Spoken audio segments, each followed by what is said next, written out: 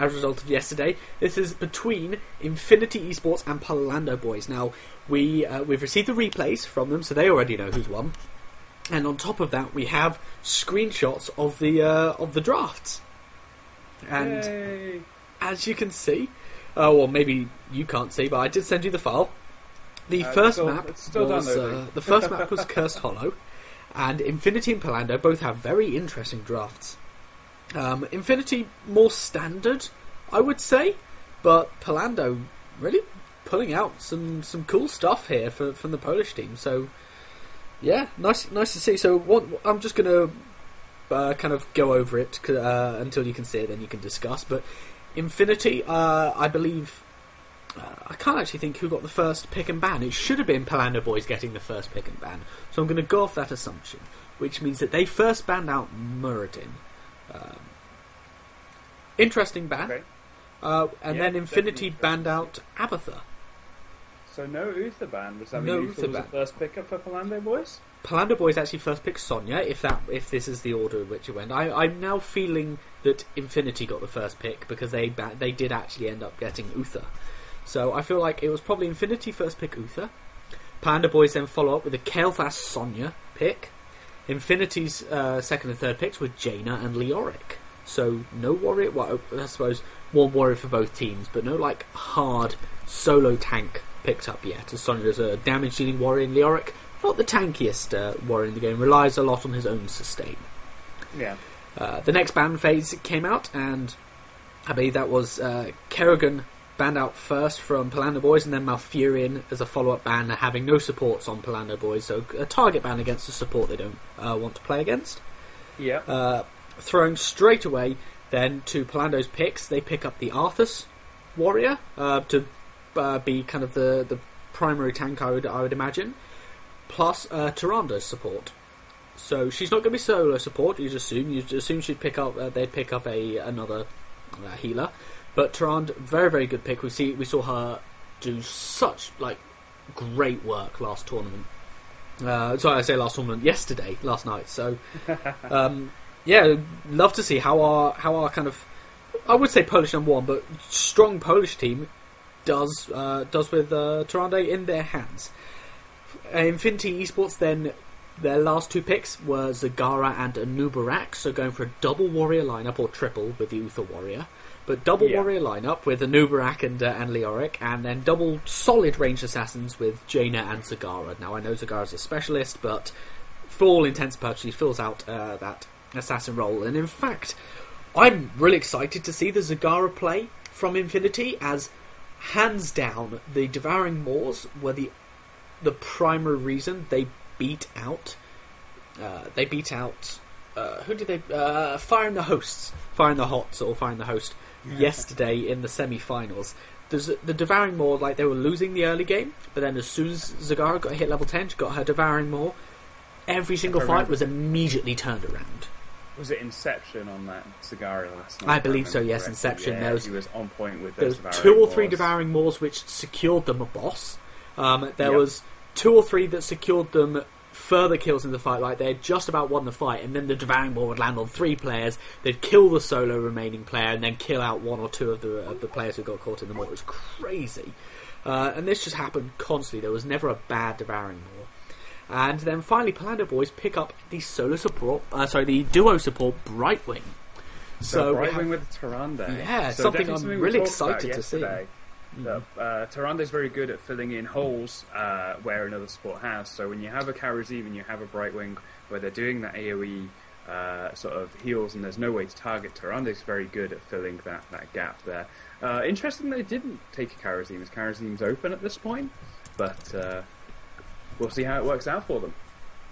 Yeah, definitely so. And just a reminder to chat, like I said, we are doing a Steam game giveaway after the second game. This is a small apology on my part for on our part for the fact that we weren't able to stream the finals tomorrow. And so, if you are joining us today for these Heroes of the Storm finals, it's a thank you giveaway. Thanks for joining us, and thanks for sticking with us over this kind of 2-day tournament, which is unusual since we do normally complete it on the Wednesday evening, the Wednesday night.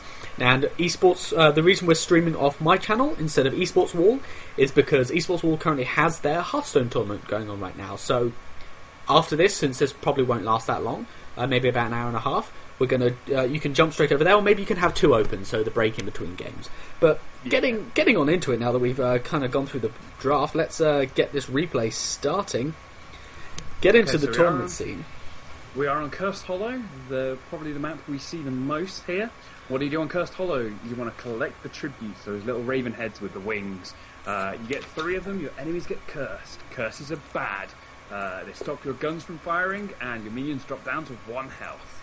And, well, if you get cursed, you're probably going to have to fight to keep your base alive, because the enemy's going to use that to push in, take objectives, and generally wreak havoc. So, Cursed Hollow, one of the maps you'll see most often, along with Dragonshire. And, yeah, let's see how it plays out. Which team were you favouring last? Because obviously you followed Fire in the Host last night. Does that mean you want to pick up Infinity now? Or because they beat him out. I feel like I want a revenge story from Polando Boys coming out with Infinity. Although I have to say, with that draft, which does escape me what it was right now. Let me just get this up now. Whoever has Brightwing, I want to win. Which is Polando Boys. So yeah, okay, I cool. want Polando Boys to win. So you have Polando Boys. Instead, I'll introduce Infinity eSports over on the blue. So we have Macula there playing his Jaina. We have Inception once again on that Zagara. Kanda is rocking the Leoric. Shavatus is on the Uther, and Kren is on a Nubrak. Meanwhile, for Polando Boys, the Polish team favoured by a lot of the fans, Zadoon playing that Master Skin. So the Wrathskin Sonya up in the top lane. Kael'thas going to be played by Inter. Arthur's being played by the team captain of Zrokawani. DCTRR, or Doctor, is on that support Brightwing, very apt name for his role. And Kreese playing that Tyrande. So a little bit of party bush and some owl scouting going on earlier while they just decide where those lanes are going to be. It looks like Sonya and Brightwing are going to swap it up. And Brightwing is going to move up to one-on-one the Anubarak. I don't think either laner in that sense is going to really struggle. I mean, Brightwing can't kill the Anubarak, but the Anubarak has very little chance of being able to kill the Brightwing, just because he doesn't provide enough damage to get through the blocks or follow-up damage after his stuns, and Brightwing could just range harass him.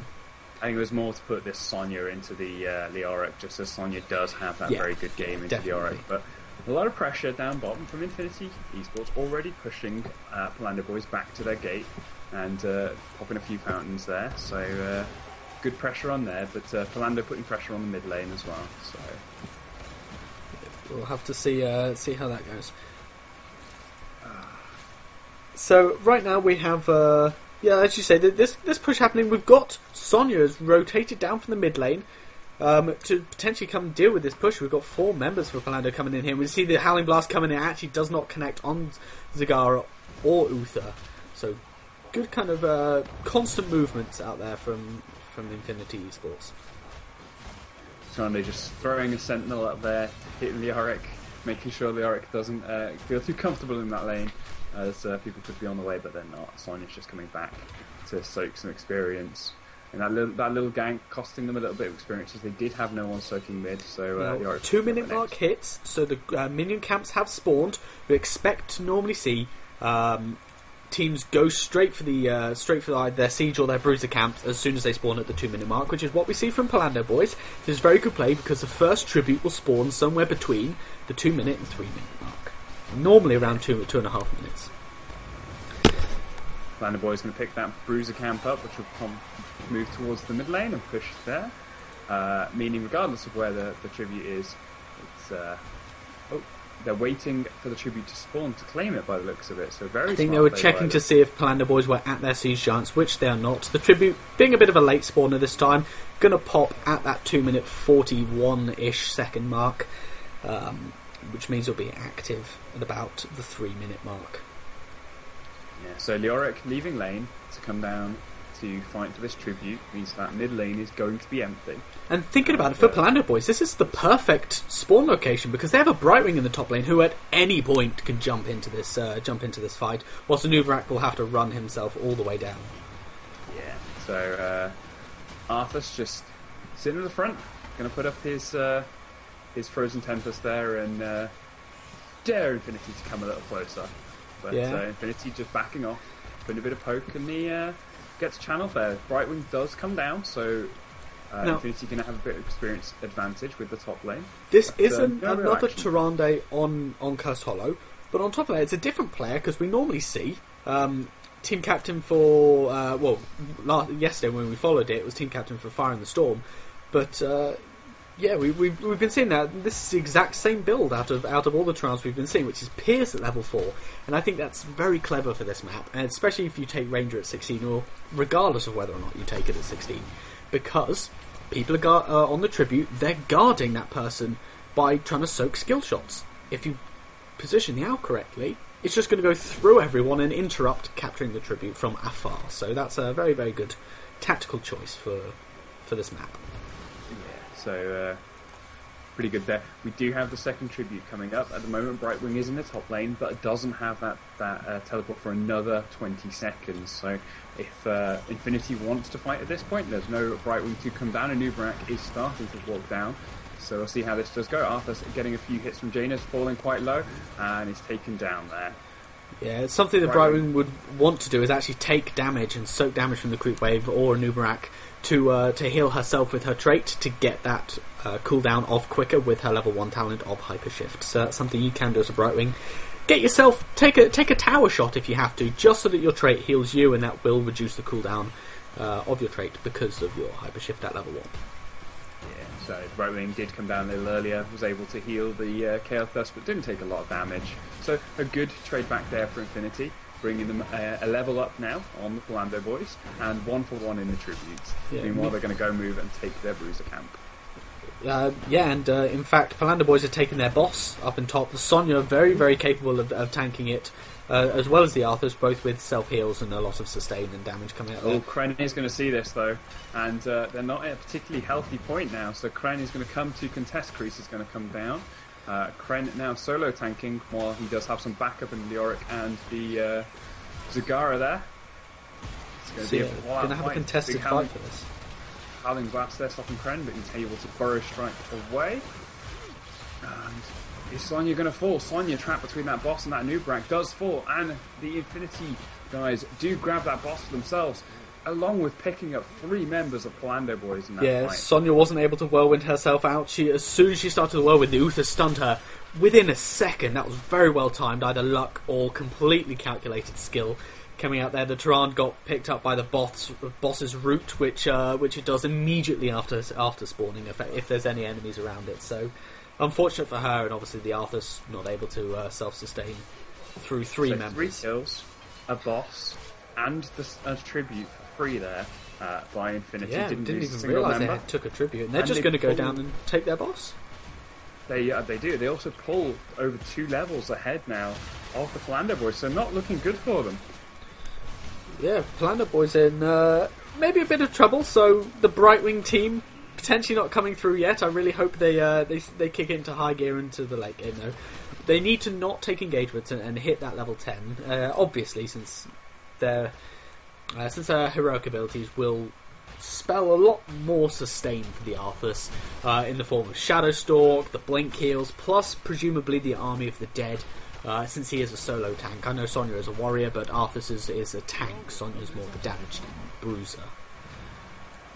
So you do see the Blink heal coming out for Brightwing, pretty much standard these days in the Army of the Dead from Arthas. So yeah, this boss doing work in the bot lane, but the tribute's also going to spawn there. So Polando Boy's going to have a choice here, whether they take this boss away or let the boss keep on spawning and stop this third tribute for Infinity. Yeah. Well, at the moment, all the mercenary camps have actually been taken across the map, really. So stopping this boss and allowing the curse wouldn't be a bad decision whatsoever. And in fact, the curse does go, even though they're slightly committed into this fight. Arthas pops Army of the Dead. We got the Entomb come out. Wasn't able to kill the Arthas, but he's going to get picked up really quickly as soon as Jane has finished channeling that tribute. Sonya's doing what she can, but she'll probably end up dying here. We're going to have the Divine Shield happening on the Zagara. She's going to survive, and a huge Devouring Maw again coming out of Inception. Zagara crazy, catching out 2, the Tyrande and the Brightwing, both of whom will probably die. Brightwing just constantly getting slowed. Kael'thas might be able to save out the Brightwing, some gravity lapses and blink heals to him. Looks like that might be the case. Kael'thas going to get picked up, and now he's going to get killed. Brightwing, nobody to blink heal to. Stunned. and Sonya are back up. Yeah, but the bot, like you said, probably the going boss to is fall still alive. since the boss has been destroying it. And that brings them 3 levels ahead. Infinity Esports pulling way, way ahead here. And they've got the curse on their side. Yeah, so I mean, that was devastating timing to not deal with the boss. Accepting the curse, fine, because you can defend it at that point. But the fact that you went to defend the curse, lost it, because of the level discrepancy and some amazing heroics coming out from Infinity, it meant that the boss was able to push without taking any damage from the gate or the keep. So, questionable decision making there from Polando Boys in that engagement. Maybe they needed a couple of games to get warmed up. Maybe we'll see a recoup from them in the second game if they do fall on this one. I mean, they could always still come back at this point. There is the catch-up mechanic. Yes, and Kael'thas hasn't hit his level 13 power spike yet. He hasn't yet, but it will be coming shortly. Just 1 or 2 hero kills for Polando Boys will pull them back into this, just because those heroes on Infinity are worth so much more experience. Yeah, definitely so. So I'm just making sure everything is working as intended. So just a quick reminder, whilst we have a bit of a lull, we're on my stream because eSports Wall, the eSports Wall channel is in fact hosting the Hearthstone tournament right now. So go check that out after this or during breaks. But we'll get these games kicking off very quickly and in rapid succession, since we don't have to worry about organising the drafts. We've got the replays and we've got the draft screenshots. So everything we don't have to hurt cats. So Fort will fall in mid there. A random entomb for Kandor, just trying to zone out. I think it tried to capture the Arthas, but it was just Arthas was out of range, so it seemed very wasteful. Good impale there, putting a bit of damage down. They're just trying to bait Polando Boys away from their gate so they can start a proper engage, but Polando Boys not wanting to fight while it turns are on Infinity's side, but now Infinity have backed up. Polando Boys going to chase down and see if they can pick anybody up. And Jaina, you are in a really awkward position here. Are you going to escape? Yeah, the Polando Boys do back away. She's mounted up, so it's pretty okay for her. She just obviously took the delay to mount up, and bit of a pincer movement happening here from Infinity. Leoric coming in from the top. The Nubrak actually overextending a bit, getting caught up by the Howling Blast and then the Tyrande stun. Not going to end up his death, and a huge Devouring Maw again. Inception on point. 3 heroes caught in that, and that is going to be devastating. Nubrak gets Divine Shield up. He's able to do what he wants. Lifesteal with his Locust Swarm. Tyrande is going to fall to the back line. Jaina. Kael'thas is going to fall very, very quickly as well. Meanwhile, they do end up getting that Nubrak counter kill. Sonya going to die, Brightwing down, and Drukawani, the team captain on that Arthur's, not going to be able to survive this out. A 5-for-1 for Infinity Esports, and they look set to take this game. Yeah, this domination, then they could potentially try and rush the core with that minion wave that's on bot, but we are very early in the game. It is only 11 minutes, the death time is not very long yet. So just picking up the Siege Giants, who are going to push in also on that bot lane, and moving to go pick up a tribute and back up, get some heals ready for the next fight. Both bosses are back up, so we could see them go for a boss at this point. But it doesn't look like they're heading. Oh, are they? If they were going to go to a boss, they should have immediately gone up to the top boss, to the boss on the top right hand side of the map, and started that straight away. Potentially sent 1 or 2 back to go heal up, and then like kind of rejoin the team to take the boss. But they didn't. They're playing safe. They're not even going to risk that, and they move straight away and go take their boss after they've all got to full health again. Tyrande, although has scouted it out, they do know that Infinity are doing their boss, so Polando Boys is going to follow up with their own boss, and it looks like we're going to see a boss trade here. Both bosses are going to push their lane, but there is nothing in the way of the boss for Infinity Esports. That boss is just going to push straight onto the core, and it looks as though Infinity Esports are going to follow it up, so we're going to see a brawl for the core here. Yeah, potentially. Now, as you said, it is early on in the game, and so the core is still scaling. At 20 minutes, the core no longer gets any more powerful, so it's much better to engage into the later game. And this could be risky, but they do have the boss on their side, so we'll see if this works out for just doing a little Sports. dance while they wait for the boss to show up. Kren going in with a nice impale, hitting on the Arthas, not really lowering any CC, and we're going to go full into the fight here. A very big gravity lap there on Kandar, and as Phoenix does go down, Zadoon just in the middle, taking the damage from everybody. Nice Divine Shield there, keeps Kandar alive while Arthas is going to dive into Infinity Esports' line, not really able to push it. They're being backed up onto their fountain. Meanwhile, the boss is just hitting away at that core, especially with the Zagara backing it up. Nice Barrymore stopping it there, and that's going to be the game for Infinity. It's a little cheeky there, not that any team can see it. Yeah, Infinity eSports looking really strong in that game, number one. Bit worried for Polando. Yeah. I mean, I would have loved to see the Brightwing pick work, but alas, it did not. And I'm actually just going to quickly bring up the talent so everyone can see them. Level 16 not fully picked up for Polando since they only just achieved it, but Northern Exposure, Hardened Focus, all the good stuff for Infinity. So, yeah. Yeah, no, that was a good fight there by Infinity eSports, and Polando Boys trying to hold on to it, but just the wrong calls at the wrong time, seemingly. Just lost them out, a 15-2 game.